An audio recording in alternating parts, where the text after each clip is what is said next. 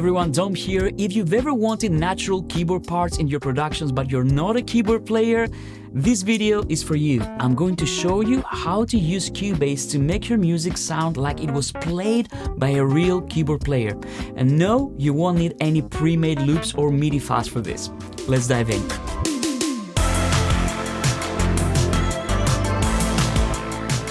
In this video, I want to talk to all of you musicians, producers, creators that want some realistic keyboard parts for your productions, but maybe you don't necessarily know how to play the keyboard. Now, when this happens, most people resort to loops or pre-recorded MIDI parts, and while this is fine, in my opinion, it really pays off if you know how to program your own keyboard parts so that they sound realistic and so that they are completely your own. The great thing is that with Cubase you can do this easily and it's very musical as well. Let me show you how you do this. The tool that I'm going to use in Cubase to create realistic keyboard parts, even if you're not a keyboard player, is the Chord Pads, but with a twist. So let's bring up our Chord Pads. I'm going to go here to my lower zone, and then I'm going to make sure that I have the Chord Pads tab activated. So as you can see right here, I already have some Chord Pads selected, some chord progressions, and of course, if you've never used the Chord Pads before, they allow you to trigger entire chords using just one key. So I can just click on any one of these chords,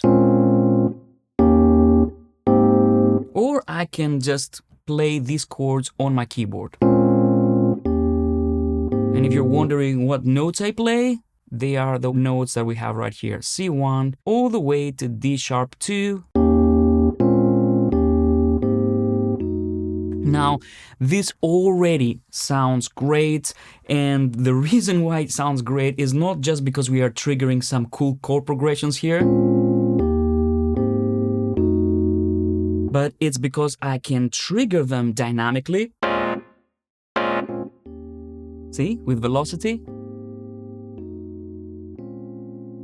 The second reason why this sounds so good is because we have something called adaptive voicing, which means that these chords are not set in stone. They take into account what chord you played before, and they actually do voice leading for you, which means all the chord progressions are going to sound natural, like a real musician played them. See how smooth this sounds? And the way you activate this on a specific chord pad is you click on this adaptive voicing button, like this. And you can see I have this activated on all these 4 chords. You can deactivate it if you want it, but most of the times it's way more musical if you keep it on. So these are the 2 things that the Chord Pads can do straight away. Now, how do you get started with the Chord Pads? First of all, you can use any of the existing presets and templates. Let's say I want to select this one, Modern Pop Keys.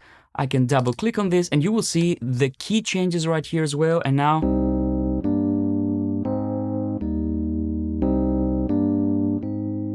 I have some nice chords right there ready to go. But now let me show you how you can, first of all, customize those chords, and second of all, how you can actually create playable parts, because these, as cool as they are, they're static chords, right? I mean, I can give them some groove. But what about if I could just play all the notes that are contained in this chord? To begin with, what I'm going to do is I'm going to empty some of my pads. So I'm going to click and then hold Command or Control if you're on PC. And I'm going to delete these chord pads. And there we go. Now, these contain no chords. Now, let me show you how you can start populating these chord pads with chords. So I'm going to double click and you will see that we have a chord editor right here. So if I want, I can say, I want to start with a B minor with a 7th and maybe a 9th. Sounds good. Okay. Now, if you want, you can even set your key right here. So you can say, yeah, I want my track to be in B flat minor. So I can select B flat and then I can say minor. And this will already give you some chords that work for this key. So it will give you the root, the dominant chord, the subdominant, and all these things. So you can see everything right here. So if you want to start learning about music theory, Cubase has you covered. But let's say you want to play some chords, try out things on your MIDI keyboard, let's say something like this. Or something like that. Maybe you know the chord, but you don't know how it's spelled, what chord it is. So let's bring up our chord pads again. I'm going to click on this first pad, and now what I'm going to do is I'm going to activate MIDI input. So I'm going to assign from MIDI input. So what I'm going to do is I'm going to play a chord, and that's our chord. Let's go to the second pad, and let's create another chord. There we go. This is the chord. And maybe this one. And let's add another one, a very lyrical one. That's good. So now you will see that all these chords have the adaptive voicing, which means that if I play them,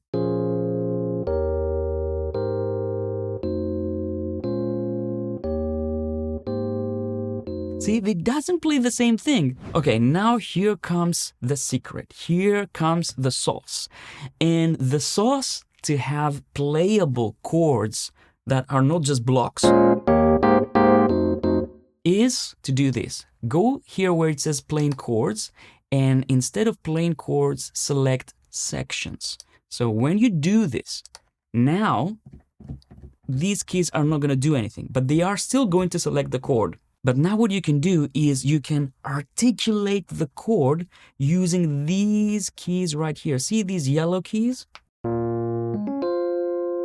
Now I can trigger the notes of the chord with these keys. So if I start with this B flat minor 7 and 9th,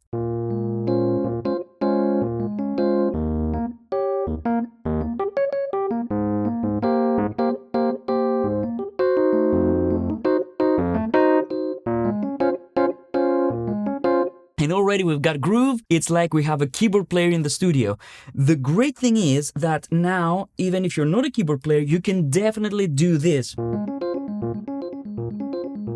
So first root, and because this one has more notes, because it's a 7th and 9th, this last key contains 2 notes. Now the great thing is I can go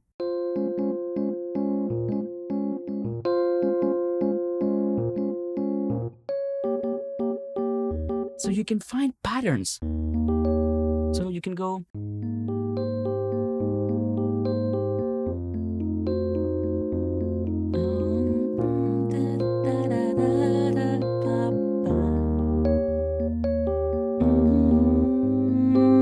you can do composing, you can do songwriting with this. It's such a powerful and creative tool. You know, I'd love to see musicians feel empowered and create music like this instead of having pre-recorded stuff or pre-made loops, because this, you might say, you know what, I don't like this chord, let's change this chord. I can go here and change it, you know, I can say, okay, maybe I want to have an 11th as well. Maybe more complex, or maybe you might say, that's too complicated for me, let's keep it 7 and 9th. So now what I can do is I can start performing, recording. Let's hit record and play on top of this drum and bass arrangement.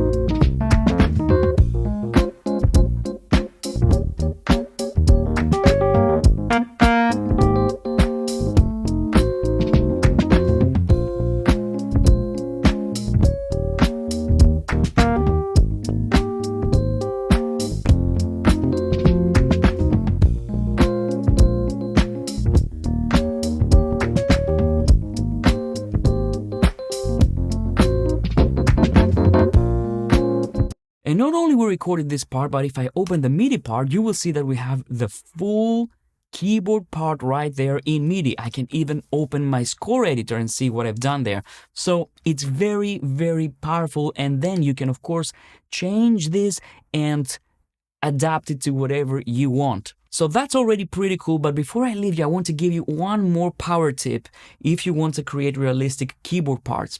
So what I'm going to do now is I'm going to open this MIDI part. Okay, I'm going to make it actually big so that we can see.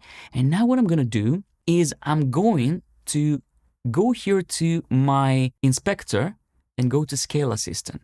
And I'm going to use the key that I set as my root key on my chord pads. So what I'm going to do is I'm going to go here and say B flat, which is actually A sharp minor. And I'm going to select Aeolian, natural minor.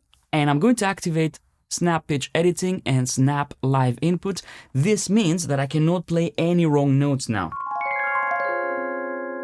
So now I can perform and record my performance inside the key editor with the correct scale.